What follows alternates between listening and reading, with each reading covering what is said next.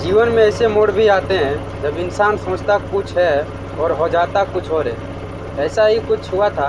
एक गांव में एक आदमी रहता था। भगवान का बहुत बड़ा भक्त था। हमेशा पूजा पाठ किया करता था। उसका लड़का बहुत ही आज्ञाकारी था। वो अपने पिता की बात कभी नहीं टालता था। बिकॉज वो अपने पिता की हर बात सुनता था। वो जानता था उसके पिता ने बहुत दुख झेला है, जब जाकर उसको पाला है। उस एक घर में बेटा और उसके पिता ही थे। उसके पिता एक दिन अचानक ही बीमार पड़ गए थे। बहुत इलाज हुआ बट कुछ भी नहीं हो रहा था। बेटा बहुत परेशान हो गया था। बेटा इतना भी बड़ा नहीं था कि वो हर काम को कर सके। अपने पिता को बीमार वो देख नहीं सकता था। जानता था कि एक दिन जीवन में ऐसा भी आएगा। उसके पिता ने बहुत बहुत कुछ सोचा था, पर बीमार हो जाने से वो अब कुछ नहीं कर सकता था। बीमार ने उसे घेर लिया था। हर रोज़ उसके पिता भगवान से यही कहते थे कि अब मुझे जल्दी ठीक कर दे, नहीं तो मेरा बेटा बहुत परेशान हो जाएगा। पर यह तो कोई भी नहीं जानता है कि समय कब बदलेगा।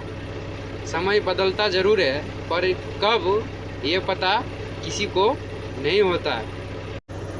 एक दूसरे गांव से आदमी आया और उसने बताया कि उनके गांव में एक साधु जी आए हैं। वो सबका भला करते हैं। अगर तुम्हारी भी कोई परेशानी हो तो तुम उनके पास जा सकते हैं। जब यह बात लड़के को पता चली तो वो साधु जी के पास गया और अपने पिताजी की बीमारी को ठीक करने के लिए वो उपाय पूछने लगा।